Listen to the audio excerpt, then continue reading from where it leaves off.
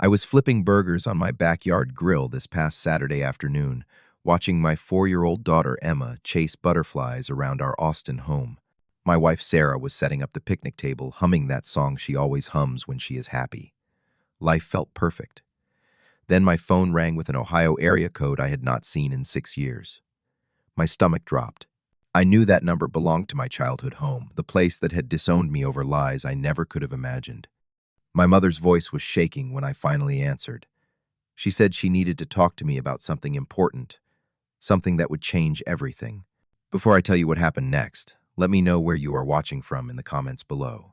Hit that like button and subscribe, because this story has more twists than you would expect. Trust me, you will want to hear how this ends and how sometimes the worst betrayal can lead to the best life you never knew you needed.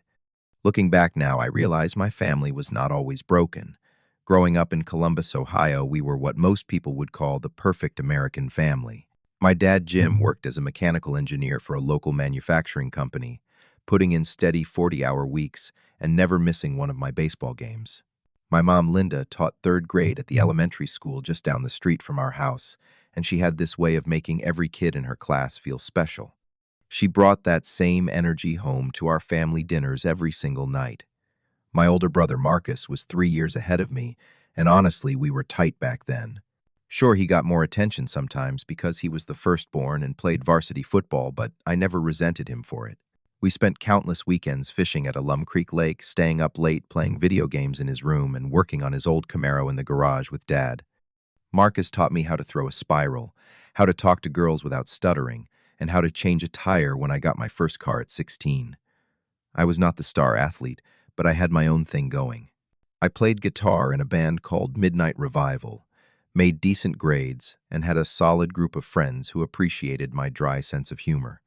Our family had this tradition of Sunday dinners where we would all gather around Mom's dining room table, sharing stories from our week and planning our annual summer vacation to Lake Erie. Those were good times, simple times, when I thought family loyalty was unbreakable. Everything started shifting when Marcus met Jessica at a downtown bar during his senior year of college. She was 25, stunning in that obvious way that made guys turn their heads with long blonde hair, and this laugh that seemed a little too loud for every situation. From the moment Marcus brought her home for dinner, something felt off to me. Maybe it was the way she studied our family dynamic, like she was taking notes, or how she always managed to steer conversations back to herself. Jessica had this habit of telling dramatic stories about her past relationships, always positioning herself as the victim of some terrible ex-boyfriend who had supposedly mistreated her. She would get emotional telling these stories, and Marcus would put his arm around her protectively while shooting warning looks at anyone who seemed skeptical. I tried to give her the benefit of the doubt because my brother was clearly smitten, but my gut kept telling me something was not right. During family gatherings, I noticed Jessica would find subtle ways to make herself the center of attention. If Mom complimented my guitar playing, Jessica would suddenly remember a story about how she used to sing in her church choir. If Dad asked about my job prospects, she would interrupt with some crisis she was dealing with that required immediate sympathy. It was like watching someone perform a one-person show where everyone else was just background actors. The really weird part was how she seemed to study me specifically. I would catch her watching me during conversations, and when I would look back, she would quickly look away or give me this strange smile. At first, I thought maybe she was just trying to understand family dynamics, since she came from a broken home. But then she started making these odd comments to Marcus about how I was always staring at her or how uncomfortable I made her feel. I was completely baffled because I was actively trying to avoid interacting with her more than necessary. The manipulation started so gradually that none of us saw it coming. Jessica began dropping little seeds of doubt about me during casual conversations with my family. She would mention how I had looked at her strangely during dinner, or how I had brushed against her arm when passing food around the table. These comments were always delivered with this innocent, almost confused tone, like she was just sharing observations rather than making accusations. Marcus started defending her immediately, telling my parents that I was probably just jealous because I had not found a serious girlfriend yet. He said I was being weird around Jessica because I was not used to having women in the house besides Mom. My parents bought into this explanation because it seemed reasonable, and honestly, I started questioning myself too. Maybe I was being awkward without realizing it. Maybe my natural shyness was coming across as something more sinister. The situation escalated over several months. Jessica became bolder with her implications, telling my mother that she felt uncomfortable being alone in the same room with me. She said I had made inappropriate comments about her appearance, when Marcus was not around, comments I absolutely never made. She started declining family invitations if Marcus could not guarantee I would not be there, which meant my brother began pressuring me to skip Sunday dinners and family events. I tried talking to Marcus, directly asking him what Jessica had told him about me. He got defensive immediately, saying I was trying to cause problems in his relationship because I could not stand seeing him happy. The conversation turned into our first real fight as adults, with him accusing me of being jealous and me desperately trying to explain that I had never done anything inappropriate toward his girlfriend. The more I protested, the guiltier I seemed to appear in his eyes. My parents started treating me differently too. Dad would give me these searching looks across the dinner table, like he was trying to figure out if I was capable of the things Jessica was implying. Mom became overly careful about how she interacted with Jessica when I was around, almost like she was protecting her from me. The whole family dynamic shifted, and I felt like I was walking on eggshells in my own childhood home. Then came the night that destroyed everything. It was the Friday after Thanksgiving, and we had all gathered for leftover turkey and football. Jessica had seemed normal all evening, laughing at Dad's jokes and helping Mom in the kitchen. Marcus was in a great mood because his company had just given him a promotion. I was actually feeling optimistic that maybe the weird tension had finally blown over. After dinner, while everyone was watching the game in the living room, I went to the kitchen to grab another beer. Jessica was already there, loading dishes into the dishwasher. I said hello politely and opened the refrigerator. That was it. That was literally the only interaction we had that entire evening. I grabbed my beer, said thanks for cleaning up, and went back to watch the fourth quarter with everyone else. 2 hours later, Marcus stormed into the living room and told me we needed to talk outside. His face was red with rage, and I could see Jessica sitting on the couch behind him, tears streaming down her face.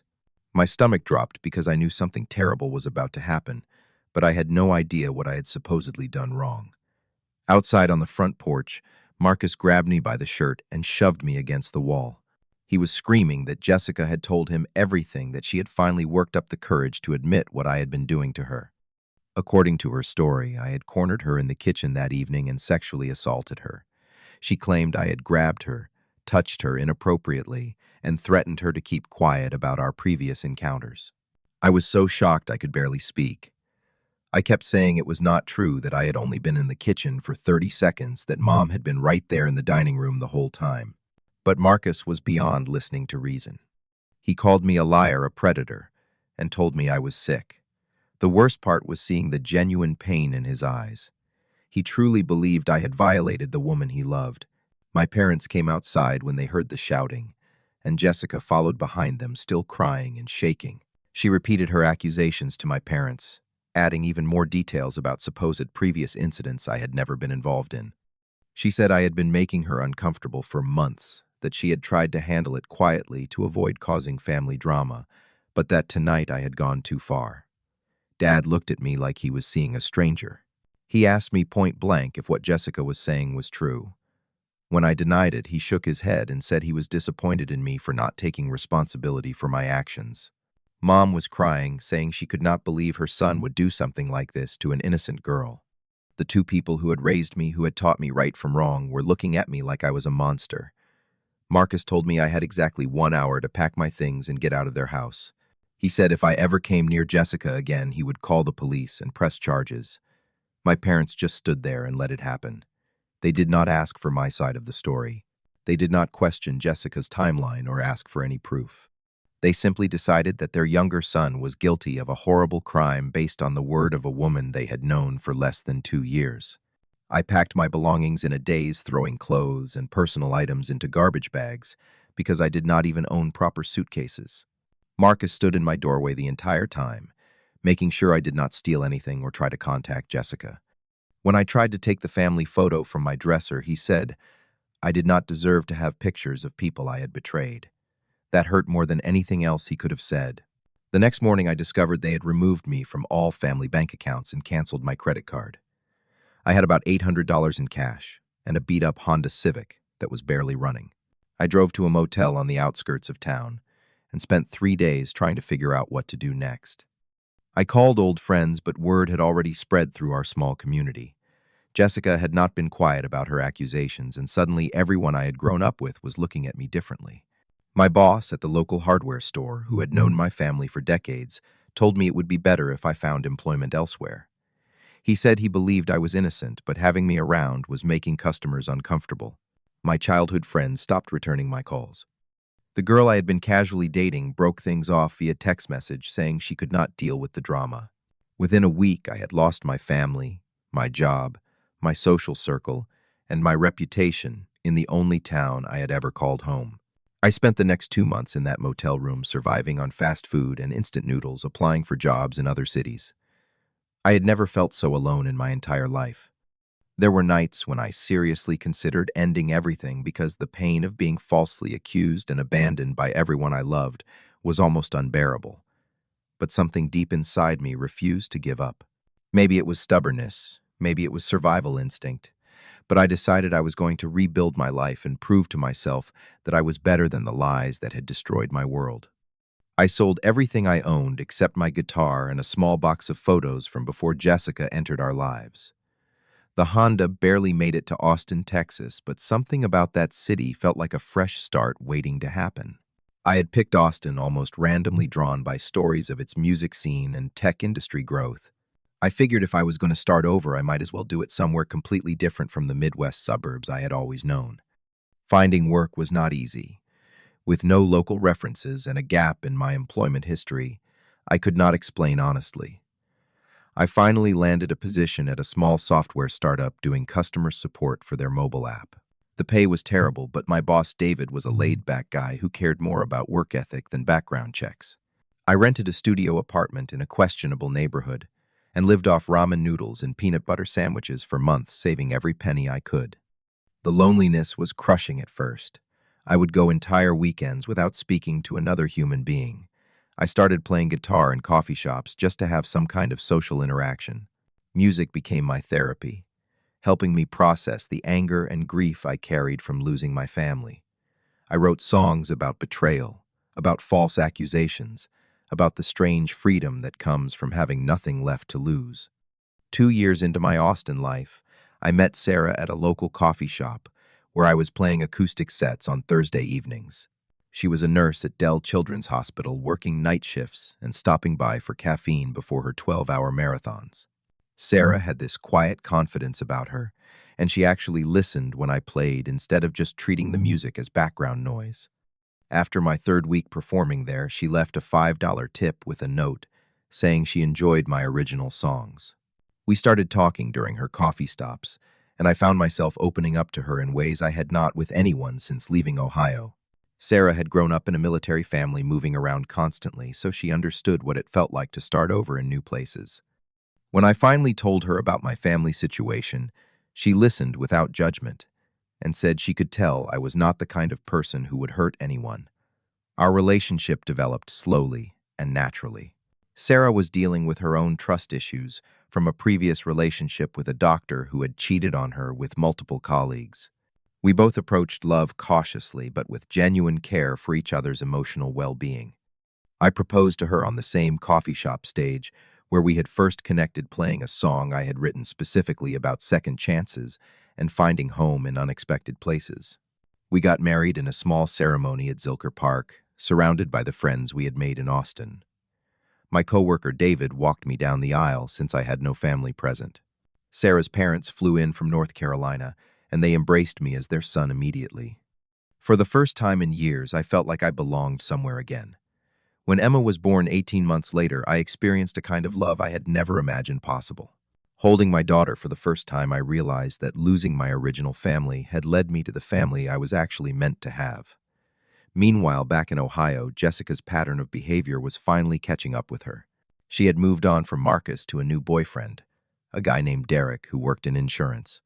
Within 6 months of their relationship, she was making similar accusations against him.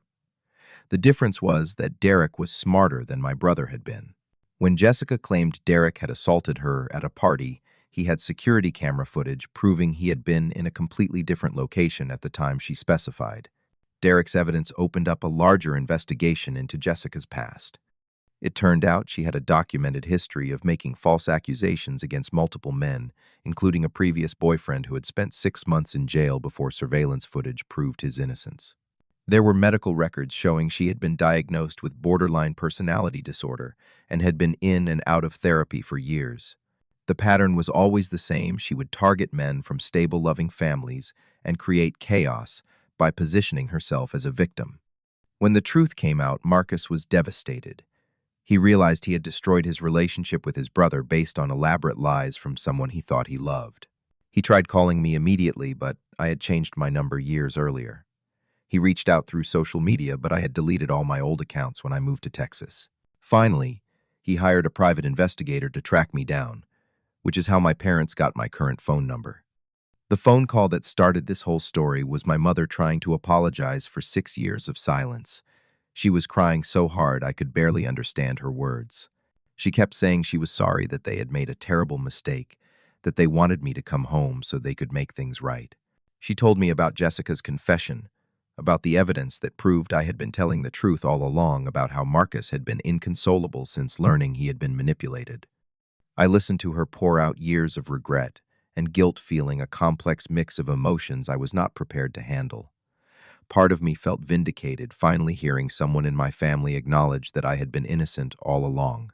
But a bigger part of me felt angry that it had taken concrete proof for them to believe me. Why had not my word been enough? Why had they chosen to believe a woman they barely knew over the son they had raised for 24 years? Sarah could see I was struggling when I hung up the phone. She sat with me on our back porch while Emma played with her toys nearby, and we talked through what this revelation meant for our family. Sarah reminded me that I had built a beautiful life in Austin, that we had created something precious together that did not depend on validation from people who had hurt me. She also reminded me that Emma deserved to know her grandparents if there was a genuine chance for reconciliation. Over the next week, my phone rang constantly. Marcus called every day, sometimes multiple times, leaving voicemails where he sobbed and begged for forgiveness. My parents sent emails with dozens of photos from family gatherings I had missed, showing me how empty their celebrations had looked without me. They told me about holidays where Mom would set an extra place at the table out of habit, then break down crying when she realized I was not coming home. I decided to give them one chance to make things right, but I was going to do it on my terms. I called my father and told him that if they wanted to see me, they would need to come to Austin. I was not going back to Ohio, not going back to the place where I had been humiliated and cast out like a criminal. If they wanted to meet their daughter-in-law and granddaughter, they would have to step into the life I had built without them. Dad agreed immediately. He said they would book flights for the following weekend and asked if there was anything they could bring me, anything I needed. I told him the only thing I needed was for them to understand that I was not the same person who had left Ohio 6 years earlier.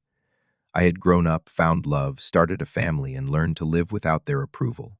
This meeting was not about me begging to be let back into their lives. It was about them meeting the man I had become despite their abandonment. When they arrived at Austin Airport, I barely recognized them. Dad had aged dramatically, his hair completely gray now, and he walked with a slight limp I had never noticed before. Mom looked smaller, somehow more fragile, and she started crying the moment she saw me waiting at baggage claim. Marcus looked like he had not slept in weeks, his eyes red and hollow. They all seemed diminished by the weight of what they had done. The drive to my house was awkward, filled with small talk about the Texas weather and how much Austin had grown since they last visited. They were clearly nervous about meeting Sarah and Emma, unsure of how to approach a daughter-in-law they had never acknowledged, and a granddaughter they had never known existed. I could see them taking in details about my life through the car windows, noticing that I lived in a nice neighborhood and drove a reliable vehicle, evidence that I had thrived without their support. When we pulled into my driveway, Sarah was waiting on the front porch with Emma playing at her feet. My parents stopped walking when they saw their granddaughter for the first time, this beautiful little girl with curly brown hair and my childhood smile. Mom put her hand over her mouth and started crying again, realizing how much of Emma's life they had already missed. Dad just stared, probably calculating that Emma was 4 years old, meaning I had been a father for 4 years without them knowing. Sarah handled the introductions with grace I did not deserve. She welcomed my family into our home warmly, but without pretending that everything was normal. She had prepared lunch for everyone, setting the table with our good dishes and making sure Emma was dressed in her favorite princess outfit. My daughter was shy at first, hiding behind Sarah's legs when these strangers tried to talk to her, but she warmed up when Grandpa Jim started making funny faces and Grandma Linda offered to read her a story. The conversation we needed to have happened after Emma went down for her nap. We sat in my living room, surrounded by photos of the life I had built, and my family finally heard the full truth about what their abandonment had cost me. I told them about the motel room where I had contemplated suicide. I described the months of eating one meal a day to save money, the nights when I felt so alone I would call random customer service numbers just to hear another human voice. Marcus broke down completely when I explained how their rejection had affected every aspect of my life for years. He apologized over and over, saying he had been blinded by love and manipulated by someone who was much more skilled at deception than any of us had realized. He admitted that he had noticed inconsistencies in Jessica's stories but had chosen to ignore them because he was afraid of losing her. My parents acknowledged that they had failed me as protectors, that they should have demanded proof before believing such serious accusations against their own son. But here is the thing about betrayal that cuts deep: apologies cannot undo the years of pain and growth that happened in their absence. I had learned to live without their love, to build my own definition of family, to find strength in places I never knew existed. Their remorse was genuine, but it could not erase the fact that they had chosen to believe the worst about me when I needed their support most. I told them I had forgiven them because holding on to anger was poisoning my own happiness. But forgiveness did not mean we could just pick up where we left off. I had a responsibility to protect Sarah and Emma from the kind of people who could cut family ties based on unproven accusations. I explained that any relationship moving forward would have to be built slowly, with clear boundaries and consistent proof that they had truly changed. We agreed on limited contact monthly video calls with Emma, yearly visits to Austin if they wanted to maintain a relationship with their granddaughter, and complete respect for the family unit I had created. I made it clear that Sarah and Emma were my priority now, that any drama or instability from Ohio would result in immediate no contact. They accepted these terms gratefully, understanding they had no right to demand more. As I watched their plane take off from Austin Airport, I felt a strange sense of closure. The little boy inside me, who had always wanted his family's approval, was finally at peace. I realized that sometimes the worst thing that can happen to you becomes the catalyst for the best thing that ever happens to you. If Jessica had never lied about me, I would never have moved to Texas. I would never have met Sarah. Emma would never have existed. My daughter's laughter in our backyard was worth more than any apology my original family could offer. The truth is, I stopped being their son the day they chose to believe lies over love. I became Sarah's husband, Emma's father, and my own man instead. Sometimes the family that raises you is not the family you are meant to keep. Sometimes you have to lose everything to discover what you actually need. What would you do if your family believed the worst about you? Without question, how would you handle discovering that your exile led to your greatest blessings? Let me know in the comments below, because I read every single one. If this story resonated with you, please hit that like button and subscribe for more real-life stories about overcoming betrayal and finding strength in unexpected places. Share this with someone who needs to hear that sometimes losing everything is just the beginning of finding everything. Thank you for listening to my story. And remember that your worth is not determined by people who choose to doubt you.